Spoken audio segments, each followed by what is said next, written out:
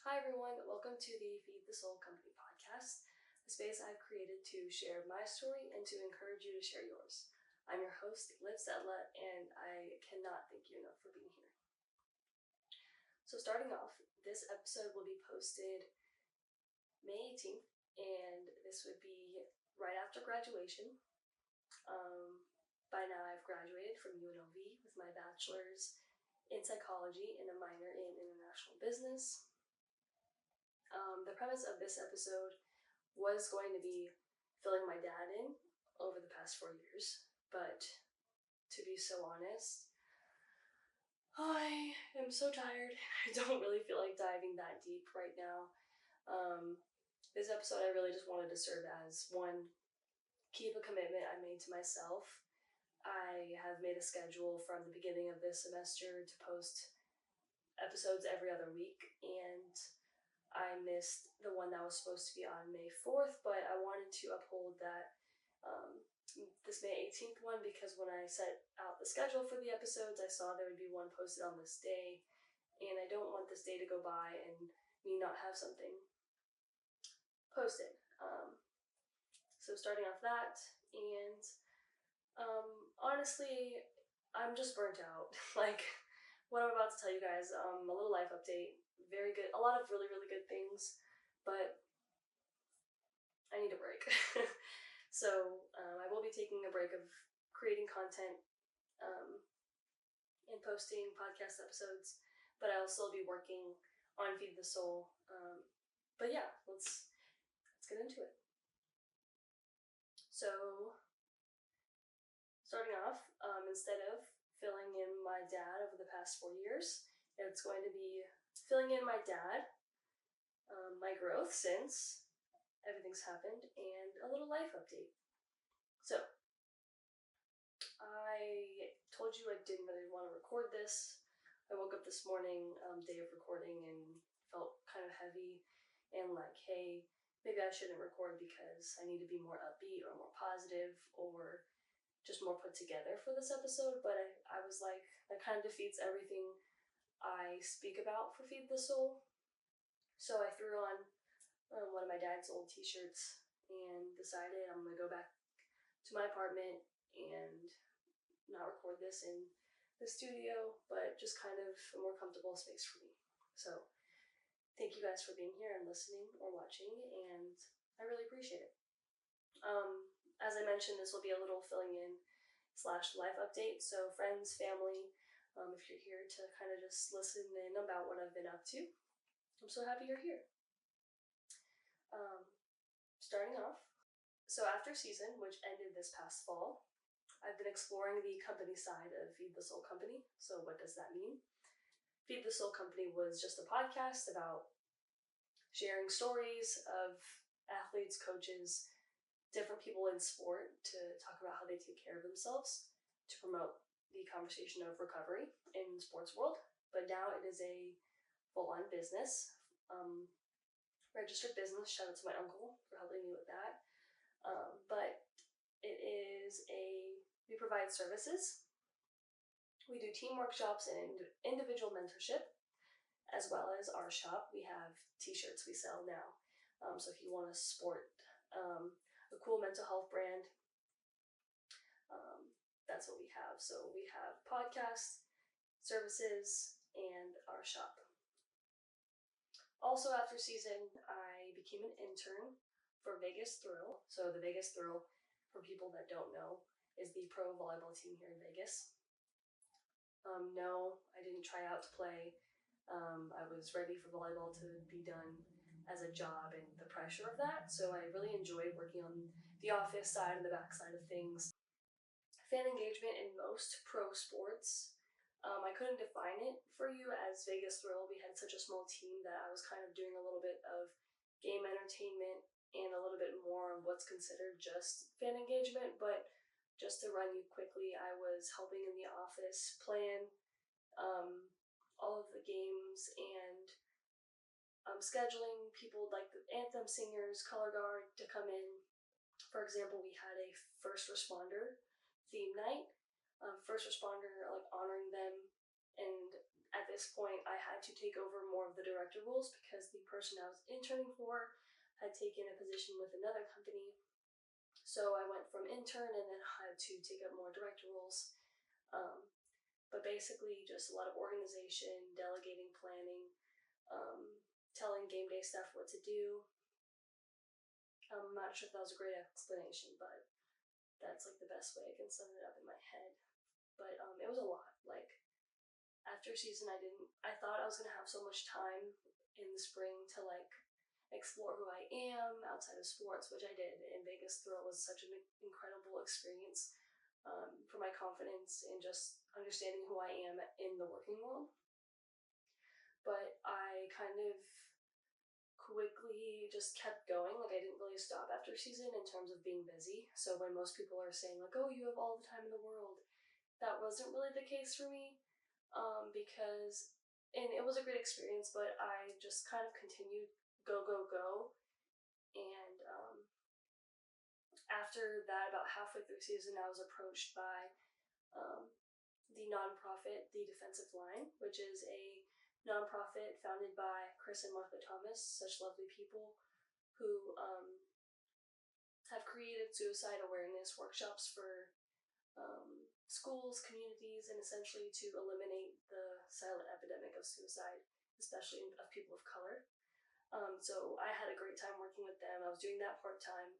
So I was the Las Vegas coordinator for the Defensive Line. So essentially I was the point person handling as much of outreach in Vegas. So one of the events I had to do was called the Rush event, where we paired with the Raiders and UNLV, School of Public Health, to give middle school girls like a field day, and they would have different stations. They'd go play flag football with the Raiders and kind of teach them how sport is a vehicle of wellness. My station was the mental health station, and I got some freedom to create like a relay. They did a love letter in previous events they did with Defensive Line that I wasn't there for. But at the end event, which I was there for, we went to the Raiders practice facility, and it was kind of a culmination where all of the schools would come together. And I had them basically remember one thing from their love letter and then write it on a card, and then they would do a relay. But the catch was they couldn't run to the board to put it up unless they screamed out what they brought on their love letter item. So just teaching them confidence and different types of things. And that was a lot of fun. And not just event planning, but also what I'm really passionate about, which is mental health. So, intern for Vegas Thrill, coordinator for the Defensive Line, and I've been working on Feed the Soul Company, which has launched merch. We had our first pop-up shop. We made it on the local news. We've had multiple volleyball clubs and teams do our workshops, and a different number of athletes having our individual mentorship service as well. And this is all while finishing up my undergrad, taking 17 credits in my last semester to finish. So it was definitely a lot, so that is partly why I'm feeling burnt out. But I used what I learned playing sports to get through this and also enjoy it as much as I can. And I will probably make another episode of specifically real life lessons I learned being an athlete, because as an athlete at career fairs they say you have all these skills, but I didn't really understand what that meant. But now being in the working world, I was able to really see really what it meant, what transfers from working on a team to in the working world. I hope this doesn't feel super heavy. I'm not most upbeat right now, but genuinely this was such a great experience for me, just building my confidence of who I am outside of my team and away from my family. It was really crucial for me to develop that, and I have a huge understanding of who I am in the world. And I've been waiting, I guess, in Vegas all this time to figure that out, and I feel like it didn't really all come into fruition until this past spring. So that was very fulfilling to go through.